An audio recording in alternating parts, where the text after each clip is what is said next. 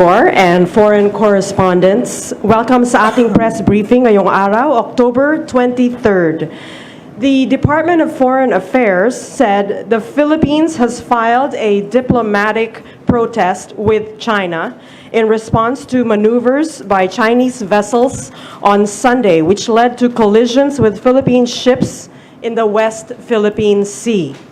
The said ships were on a resupply mission to the BRP Sierra Madre on Ayungin Shoal.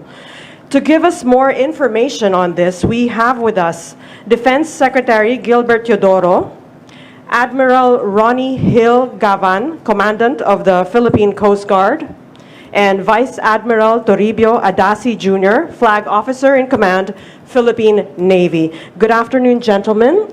Let us begin with Secretary Teodoro, please. Ladies and gentlemen, fellow countrymen, we have a prepared statement. The President called a special command conference this morning of the National Security and Defense Cluster in order to be briefed and to give his guidance on the latest violation by China of the sovereignty of the Republic of the Philippines. The Philippine government views the latest aggression by China as a blatant violation of international law. China has no legal right or authority to conduct law enforcement operations in our territorial waters and in our exclusive economic zone. We are taking this incident seriously at the highest levels of government. The use by China of brute force behind disingenuous facades necessitates this course of action. We called for this press conference to give you a clear and factual narrative of what transpired.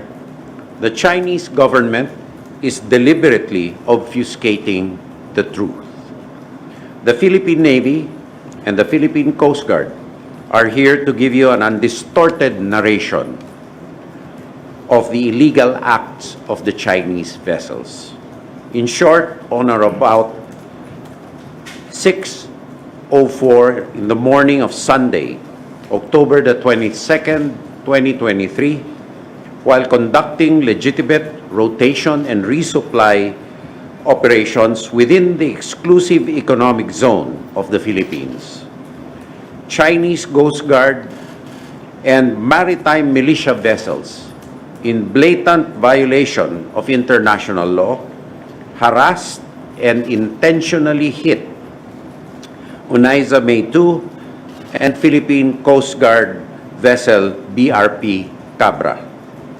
This occurred within the 200-mile exclusive economic zone of the Philippines, which China has no jurisdiction, authority, or right to conduct any operations whatsoever. This is a serious escalation of the illegal activities conducted by the Chinese government in the West Philippine Sea in complete disregard of any norm or convention of international law. Chinese Ambassador Huang Xilian has been summoned today by Secretary Enrique Manalo of the Department of Foreign Affairs to condemn the reckless and illegal act of the Chinese government.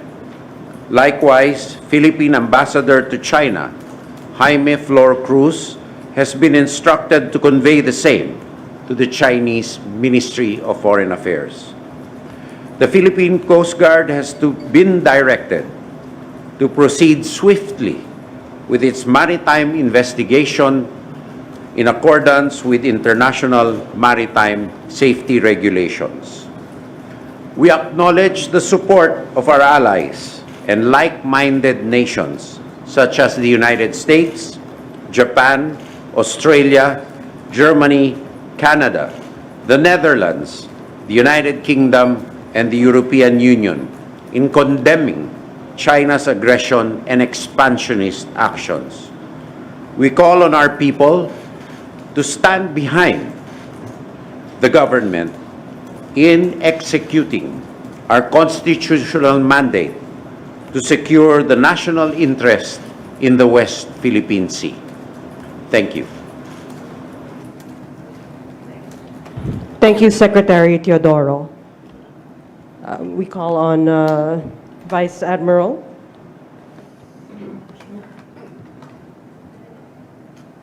Good morning, gentlemen, ladies.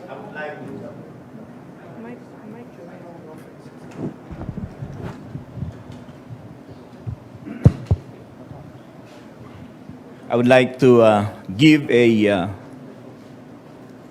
narration of what transpired during the last rotation and resupply mission in Ayungin.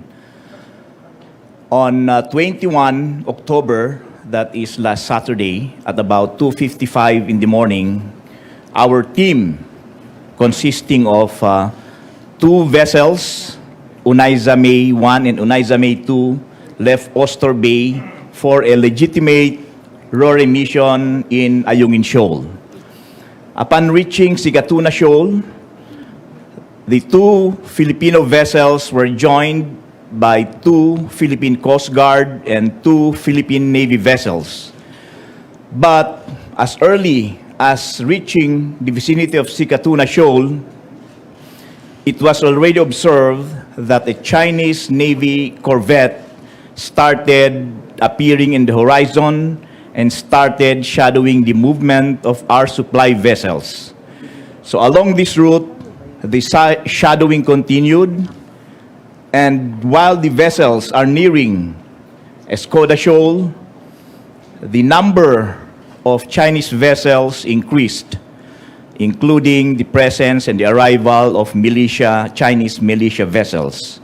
Then, approximately 6 nautical miles to the entrance of Ayungin Shoal, UM2 was hit at the rear side at her rear side, starboard rear side, causing damage to the vessel.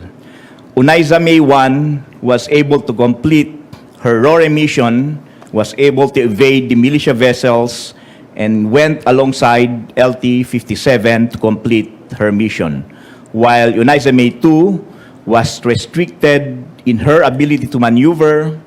The Chinese vessels restricted her maneuverability by sailing very close to the port side or the left side and the starboard side or the right side of the vessel. So she had no option but to find a route back eastward towards the direction of Sabina Shoal.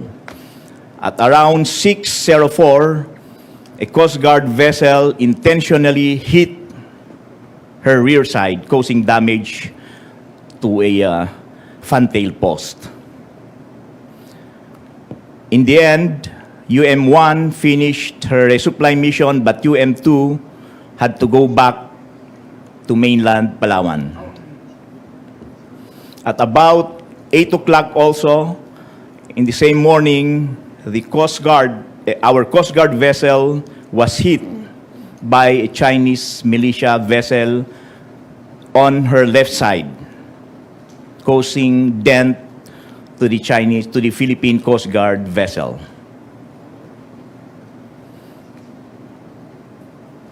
We can show you a video clip of the incident.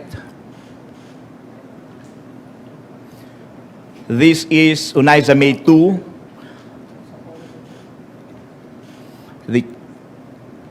This was immediately after the collision.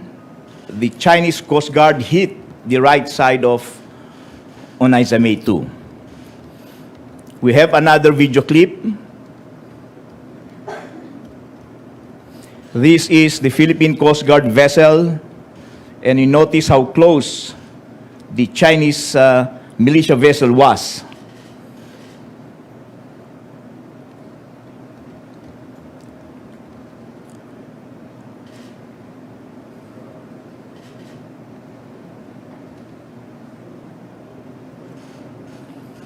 the Philippine Coast Guard vessel suffered some damage at the rear portion.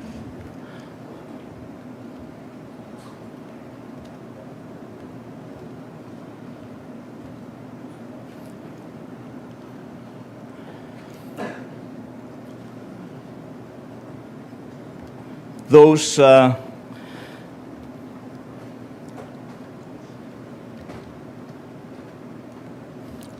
these were what transpired yesterday morning.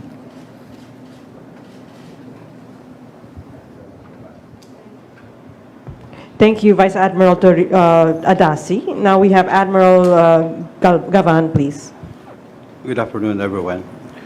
Now, on orders of the President, the Philippine Coast Guard will now focus on the conduct of marine incident investigation.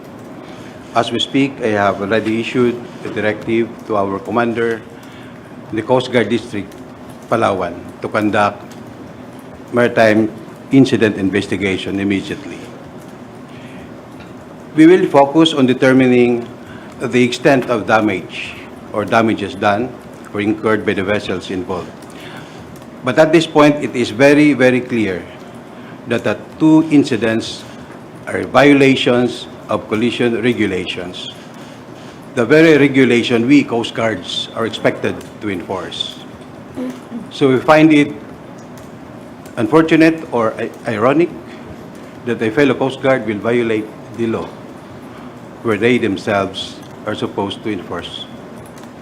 So we'll be submitting the report of our investigation through our department, the Department of Transportation, to the President for final disposition. Thank you.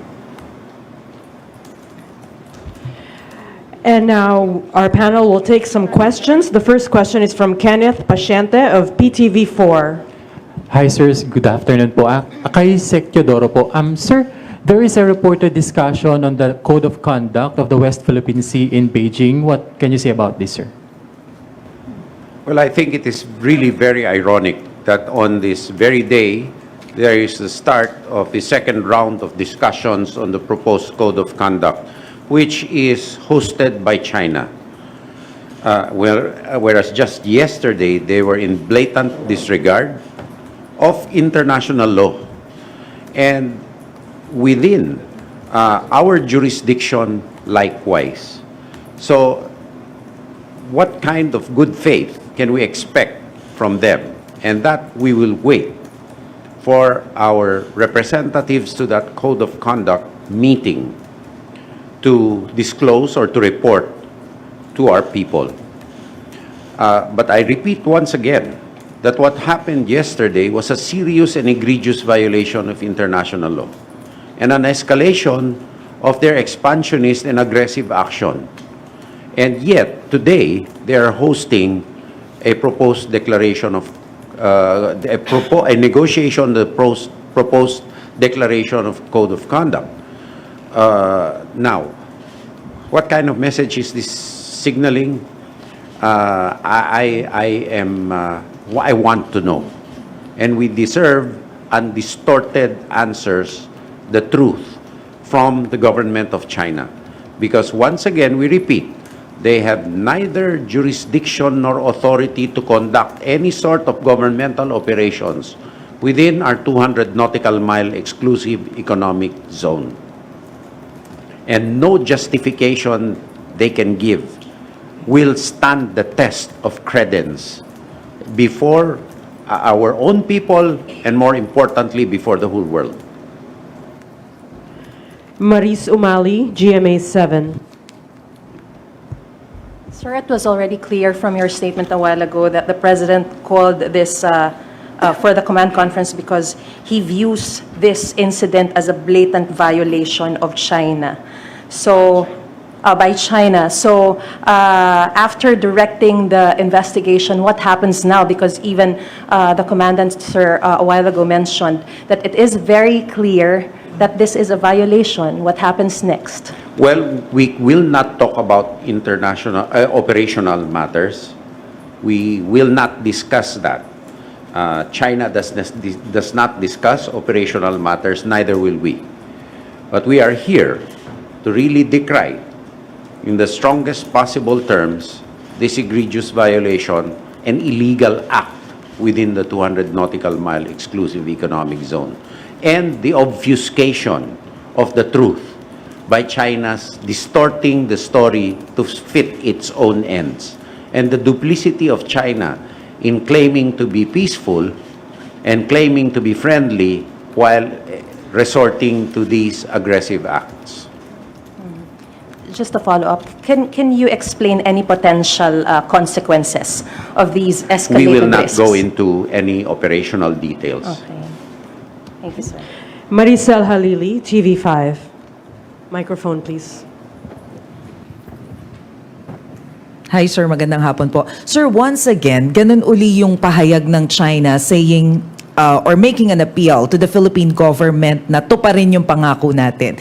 Is it clear what promise yung tinutukoy ng China dito once again? And again, sinabi nila na nag-practice sila ng restraint and patience when this happened. Your thoughts on this, sir? Well, in law, we have a principle called the thing speaks for itself. Was that restraint? I don't think so. Any unbiased person with a modicum of reason will see that this is not restraint. And there was another attempt to distort the narrative by saying there was a supposed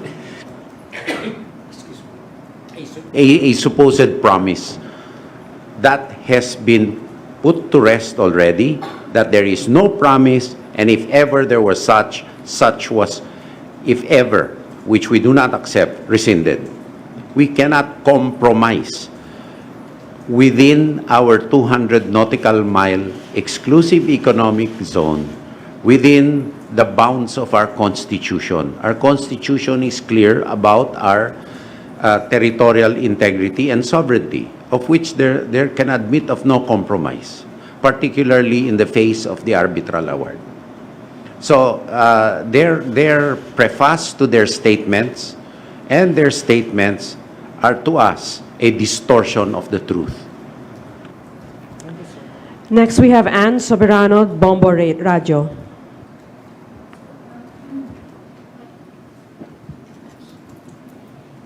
Sir, good afternoon. Ang tanong ko po is, bukod po sa paghahain ng diplomatic protest, ay magsasampa po rin ba tayo ng kaso sa United Nations General Assembly?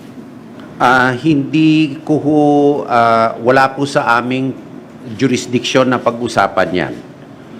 Ito lang po na nakaloob po sa aming statement ang aming maaring ihayag sa kasalukuyan. Sir, with this incident sa West Philippine Sea, panahon na ba para pagtuloyin na natin itong mga gagawing development sa ating Pag-asa Island? Magiging operational matter nga lahat itong mga katanungan po nila. Hinihimok na lang po namin na ang pagkakaisa ng ating bansa sa likod ng gobyerno sa ating mga hakbang upang isigurado o i-secure ang territorial integrity at sovereignty ng ating republika. At kaya po ibinabuti ng ating pamahalan sa liderato po ng ating Pangulo na maghayag ngayong araw na ito upang sa ganon hindi na po kumalat ang fake news at anumang mga espekulasyon. Wala po tayong pwedeng gawing espekulasyon kung anong mga susunod na hakbangin dahil wala pa po kaming hinahayag. Kaya maniwala na lang po sa ating gobyerno, wag po itong maging ugat ng pagtatanim ng fake news ng China o ng iba pa upang tayo'y magkawatak-watak o magkadebate ng malaki sa mga issue na ganito. Dahil sa oras po na ito, kailangan po ng pagkakaisa na ating bansa. Sir, last na po, ano po ang magiging decisive action po ng Philippine government dito sa ginawa ng China? Operational matter po yan sa inulit-ulit ko. Ngayon po, kailangan kundinahin ng buong mundo at ng bansa ang illegal at mapaniil na mga aksyon ng Chinese government na labag sa kahit na anong norm ng international law, kahit saan libro hanapin. We have time for one last question. It's Harley Valbuena, DZME. Natanong na rin po yung question ko pero I'll just ask another question. Sir, bukod po doon sa utos sa PCG to investigate the matter, meron pa po bang ibang directive si Pangulo doon po sa command conference kanina? Yung tatlo pong sinabi natin, ang pagkundina, to take it seriously, naturally the government is working behind it, but it's not working behind it, but the government's working very hard in its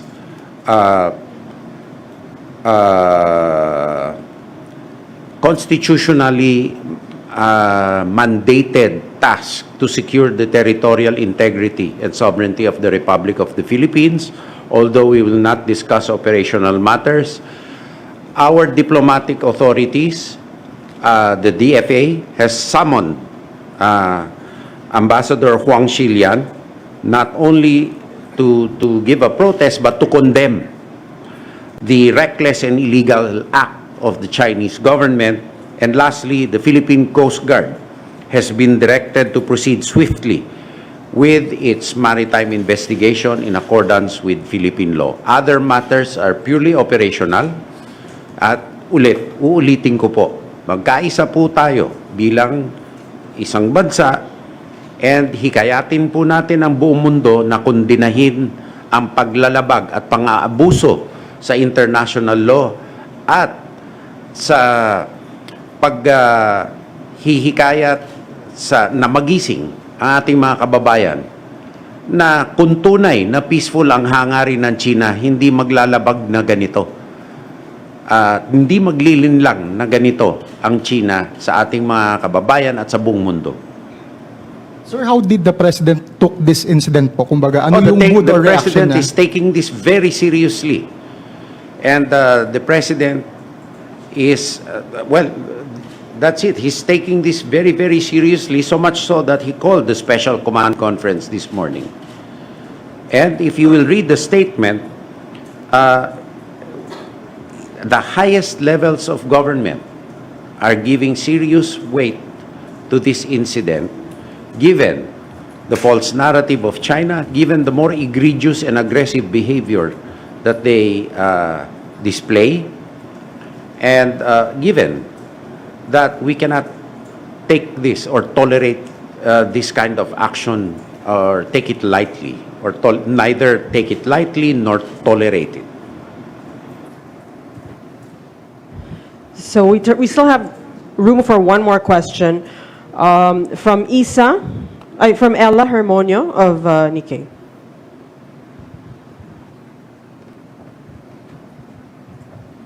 Good afternoon, sirs. Regarding the probe on the incident, do you have a timeline on when do you project the results will be out? And of course, in a few weeks' time, there will be another RORE mission. So, what measures are you taking or will you take to hopefully avoid this incident? Because of course, after this, we On the don't. second question, that's an operational matter which I will not discuss. On the first part of the question, I'll allow Admiral Gavan to respond because Okay, there are established procedures for that. We are looking at 5 days to complete the investigation. And to whom will you submit it, sir? And We will submit it to the President through the Department of Transportation. will be released publicly as well? That The- I cannot answer. Thank you.